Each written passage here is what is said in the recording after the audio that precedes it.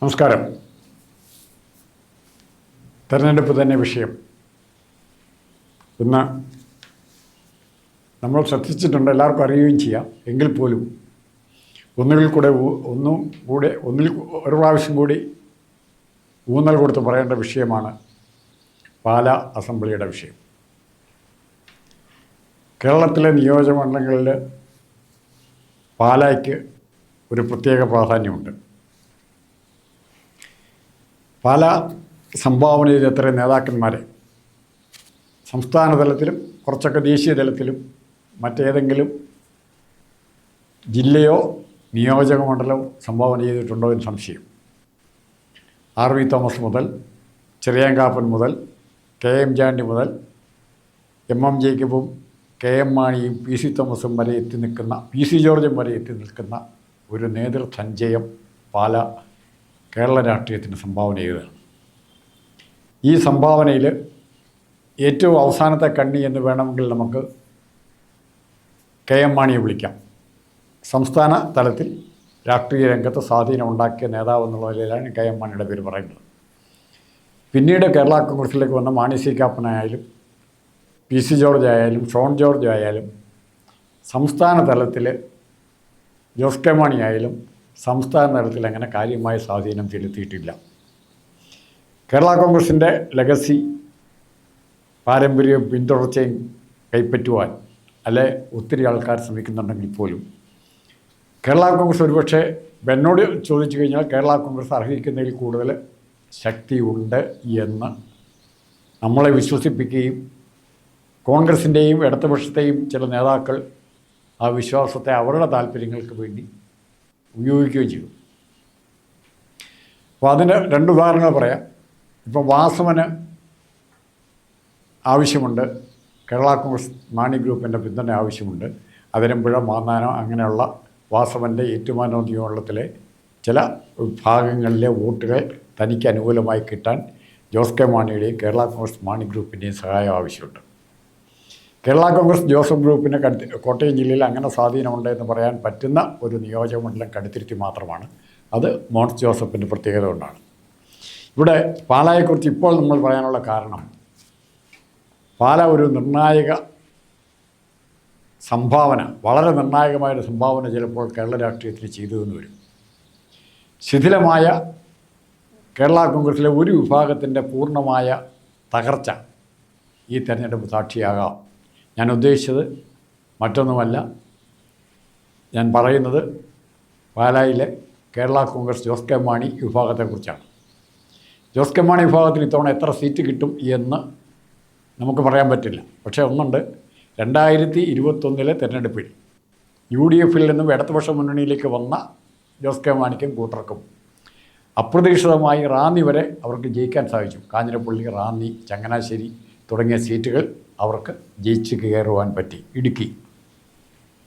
ഈ നേട്ടം അവർ വിചാരിച്ചു അവരാണ് കേരള കോൺഗ്രസിൻ്റെ സാധാരണക്കാരായ അണികൾ മുഴുവൻ തങ്ങളോടൊപ്പം ഉണ്ട് എന്ന് തോന്നിയെങ്കിൽ അവർക്ക് പറ്റിയ മണ്ടത്തരം.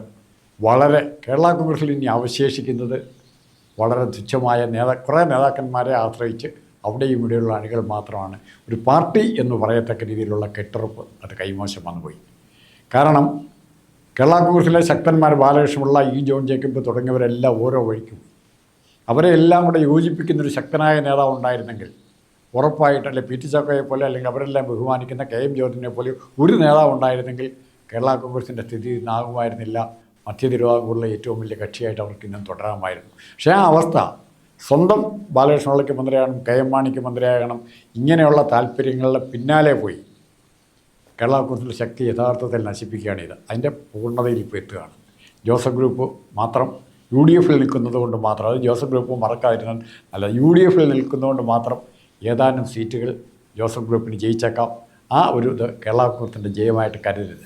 അപ്പോൾ ഇത് ഇവിടെ സംഭവിക്കാൻ പോകുന്നത് ഒരു കേരള കോൺഗ്രസിൻ്റെ അല്ലെങ്കിൽ മാണി വിഭാഗം കേരള കോൺഗ്രസിൻ്റെ അസ്തമയമാണ്. അവർക്ക് അവരുടെ ദിവസങ്ങൾ എണ്ണപ്പെട്ടിരിക്കുന്നു. ഒരുപക്ഷെ പിണറായി വിജയനുമായി താരതമ്യം പ്രാപിച്ച് പിണറായി വിജയൻ്റെ രാഷ്ട്രീയ സ്വാധീനം കുറയുന്നതനുസരിച്ച് കെ.എം. മാണിയുടെ അല്ലെങ്കിൽ ജോസ് കെ മാണിയുടെ സ്വാധീനം കുറഞ്ഞു വരികയാണ്. ഇവിടെ ഒന്നോർക്കണം, ഇവർക്ക് കിട്ടിയിരുന്ന വോട്ടുകൾ ഇവരിപ്പോഴും ആകെ കടിച്ചു തൂങ്ങുന്നത്, മാണി ഗ്രൂപ്പ് കടിച്ചു തൂങ്ങുന്നത് കഴിഞ്ഞ തദ്ദേശ തിരഞ്ഞെടുപ്പിൽ 2025 തദ്ദേശ തിരഞ്ഞെടുപ്പിൽ കട്ടിച്ച് 2025 വോട്ടുകളുടെ ലീഡ്, 1525 വോട്ടിൻ്റെ ലീഡ് മാണി ഗ്രൂപ്പിന് പാലാ മുനിസിപ്പൽ ഏരിയയിൽ നിന്നും പഞ്ചായത്ത് ഏരിയയിൽ നിന്നും കിട്ടി എന്നുള്ളത് തങ്ങളുടെ ശക്തിയായിട്ട് ഇവർ വീണ്ടും വീണ്ടും വ്യാഖ്യാനിക്കുകയാണ്. പക്ഷേ ഒന്നും മറക്കരുത്, പാലാ മുനിസിപ്പാലിറ്റി ആദ്യമായി മാണി ഗ്രൂപ്പിന് മാണി ഗ്രൂപ്പ് പ്രതിനിധാനം ചെയ്യുന്ന മുന്നണിക്ക് കൈമോശം വന്നു. അവിടെ ജയിച്ചത് അപ്രതീക്ഷിതമായി സ്വതന്ത്രരാണ് ജയിച്ചത്.